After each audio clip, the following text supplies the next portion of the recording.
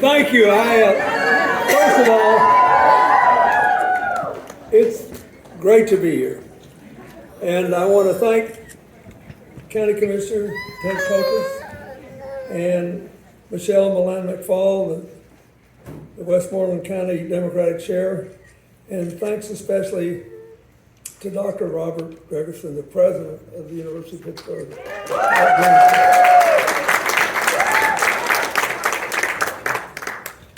In his younger days, he was at a wonderful little college in the mountains of North Arkansas. And so we reminisce a little. And I want to say something about Tommy Medley. First of all, I don't know how long he worked on whatever he was going to say, but I want to urge him to go light on whoever messed it up, because I thought he did just fine. And besides,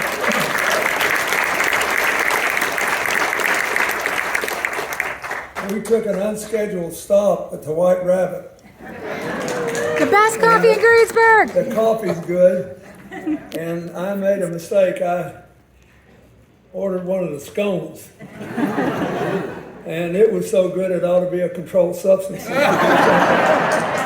So I thank him. That happened to me once when I was president, and I was supposed to be giving an hour-long talk for the State of the Union, and a few months earlier I had unveiled my health care plan, and the people who were doing this put the health care speech in the teleprompter.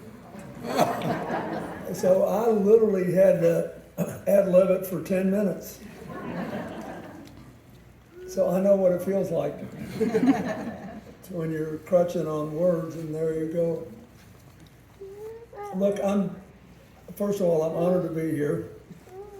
I was told on the way here that I carried this county twice, both times I was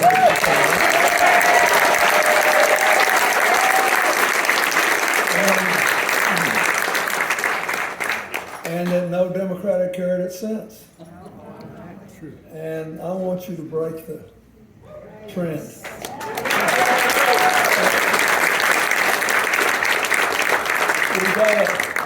We got a lot of our candidates in the audience. Stand up. Tell them what you're running for. I'm Rep. Malcolm Kenyatta. I'm running to be your next Auditor General.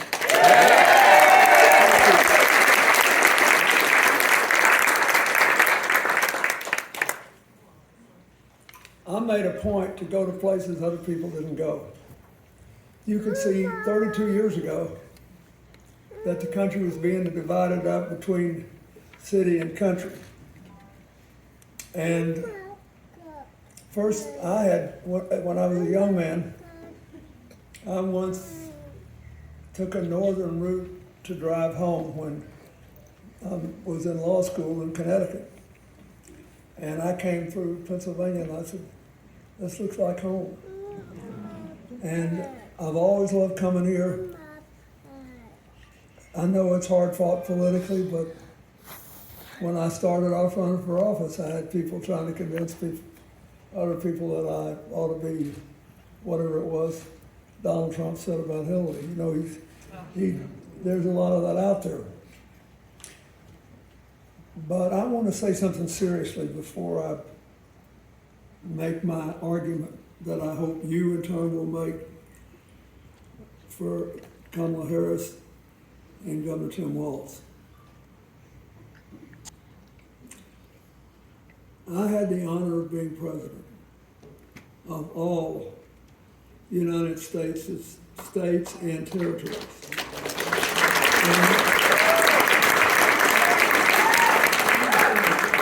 And I've been in Samoa. It's a remarkable place, and the place where I laid over right after 9/11, when President Bush asked all the former presidents and vice presidents to come home. because I was in Australia, so I flew from Australia to Samoa, and then I got in a plane and came home. Those people were heartbroken about what happened because they were part of the United States. Our largest territory by far is Puerto Rico.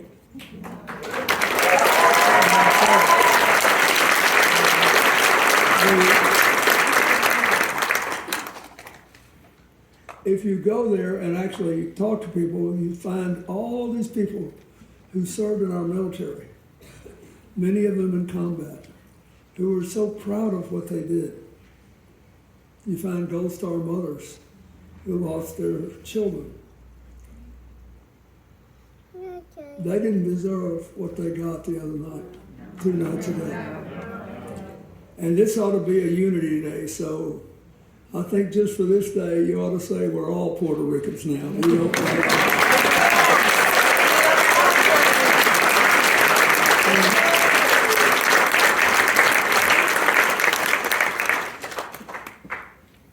Now, we got this interesting election where, nearly as I can see, there are really 2 big issues. One is, what kind of tribalism are you going to be for? We're all tribal. Penn State's about to play Ohio State. And I know we got a predominance of Pittsburgh fans here, and they got a good football team. But probably most of you are not pulling for Ohio State. I'm from New York now. I've lived there for 25 years. I'm sick that the Yankees are behind 3-0. And I watch it. But let me ask you this. I also watched the Steelers win the game last night.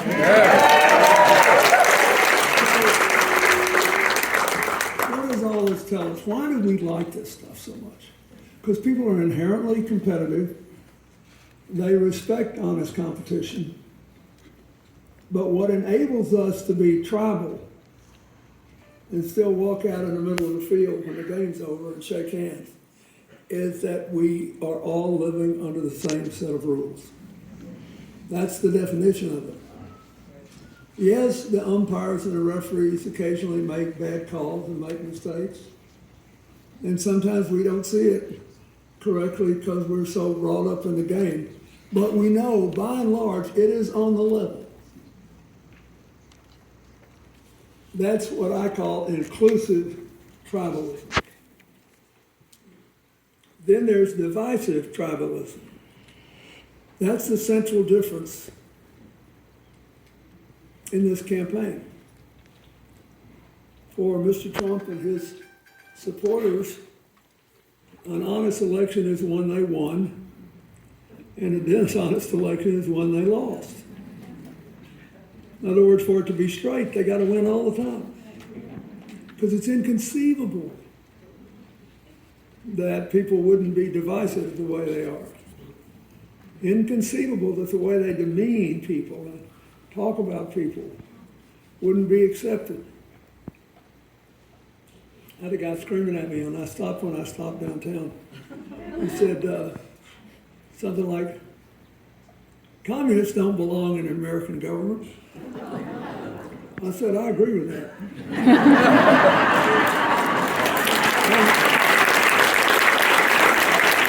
He didn't know what to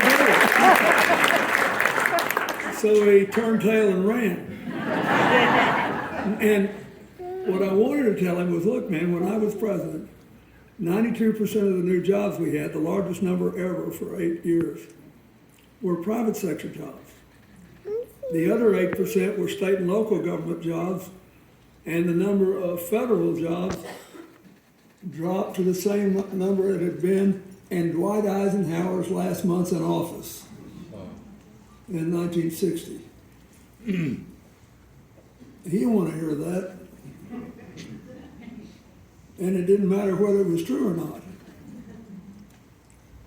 And, you know, Donald Trump's the best I've ever seen at brag and blame. I mean, he was real good at it. See what a beautiful day we had? I did that. But it rained yesterday. He said, yeah, and if I'd been president, it never would have happened.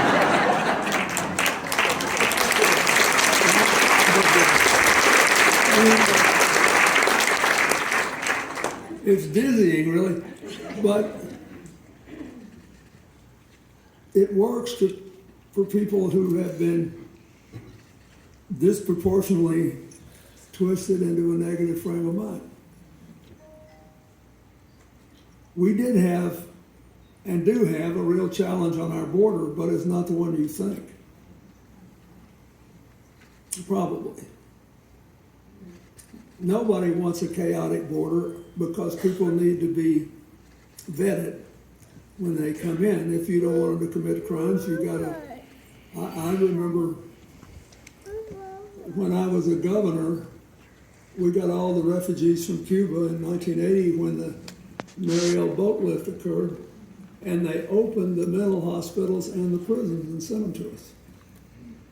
And I had a big fight with the White House about how they should be handled. And when I got to be president, we still had some problems. And I said, look,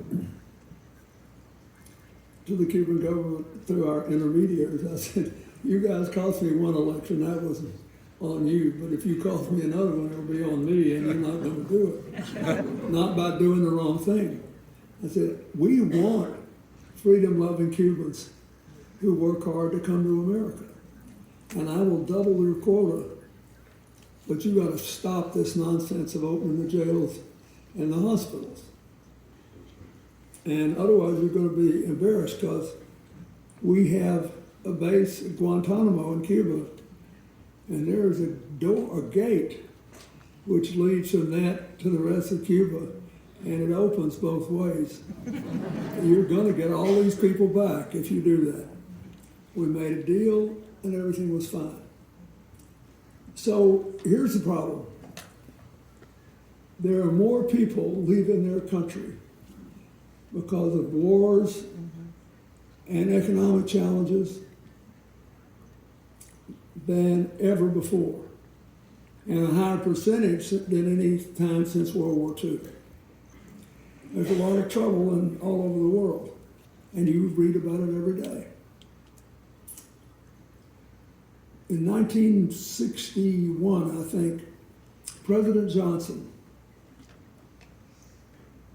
signed a bill to deal with the fears we had in the United States with a lot of evidence that the growth of communism in Central America and South America would lead to a great explosion of people, and there was no provision anywhere for them. So he said, if you get to the shores of the United States with a legitimate fear for your safety or the safety of your family, you can be taken in.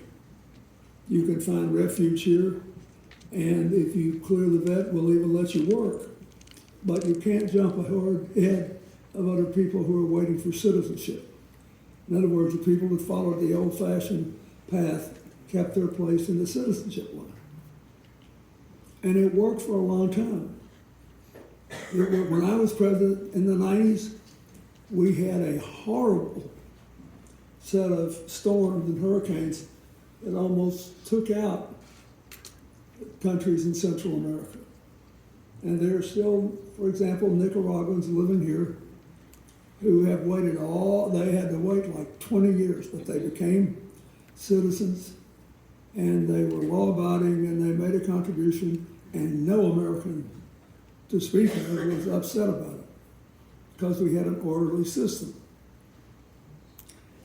The problem is, the last time this immigration system was reformed was 1983, when President Reagan, bless his heart, and Tip O'Neill, the Democratic Speaker of the House, got together, made a deal, honored it, and increased the capacity of the system to handle people. And there was almost no steam about it, one way or the other. It was business. You just had to fix a system that would work. We have not had open borders like Mr. Trump showed since our first president. When George Washington was president, we had open borders. He said, we're a big country and we got a lot of work to do, and anybody who's willing to work can come, just come on. And we had never created a system. But since then, we've had some sort of order to our immigration system. And we've been overwhelmed because our system in '83 was built to handle 400,000 people. And all of a sudden, we had from year to year for a few years between 800,000 and 1.2 million showing up. The best manager in this crowd could not properly manage 1.2 million people with a system built for 400,000. So, President Biden and Vice President Harris said, we'll make you a deal to the most conservative Republicans in the Senate. If you're serious about solving a problem, you can write the quotas for years, because we got a backlog that's going to take us years to clear out. And we can't just keep taking people in, we'll never catch up.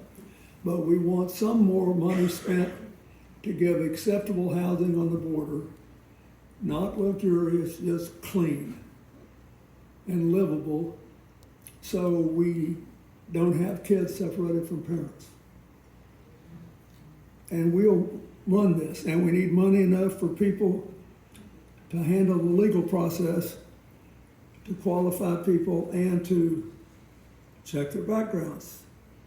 So if there's a high risk of criminality, we disqualify them. And if you'll do that, we'll fix this in a few months. And they said, okay. And they were proceeding to honor their end of the bargain. Until who? Trump said, you can't do that. Don't you understand? One of the big reasons I won is to keep people all torn up and upset about the border. To make people hate immigrants, to make people terrified. I'm not in the problem-solving business, I'm in the performance art business. I want to demean and divide. Lord knows, if we actually start solving problems, what will I peddle? But that's what happened. And we all know it, and we all saw it. So, number one, you ought to vote for Kamala Harris and Tim Walz because they're problem solvers, not problem causers.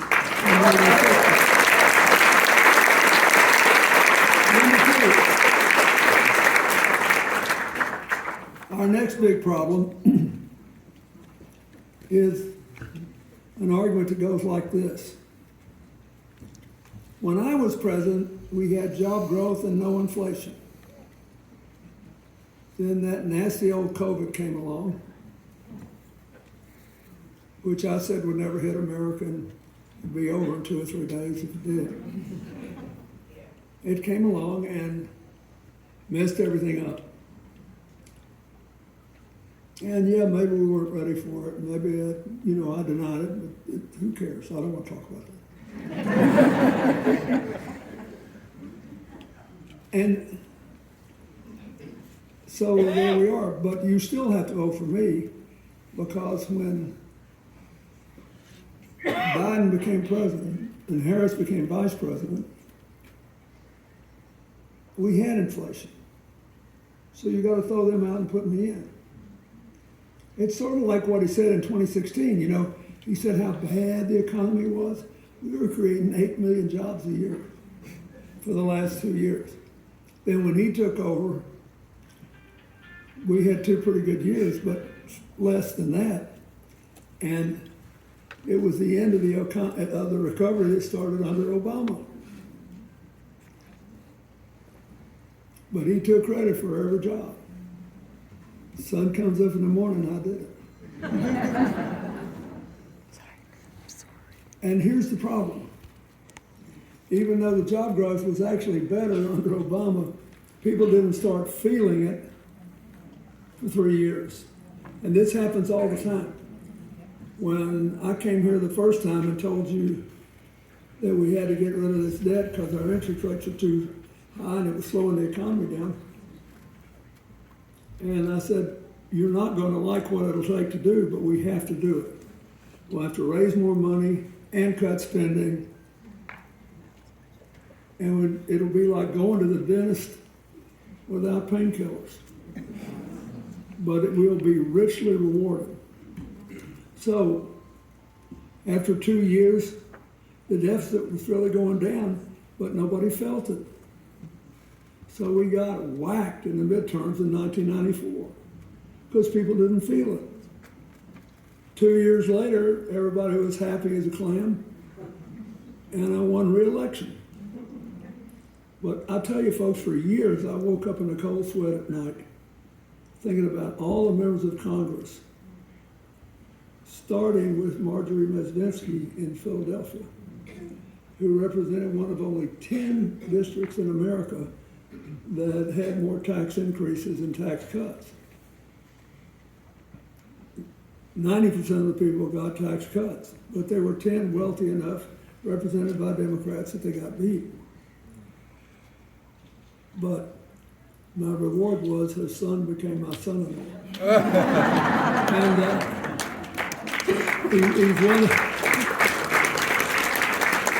And he's one of the finest people I ever met. And they've got 3 grandkids that have no flaws. But anyway, that happened, and so all these people lost. And I felt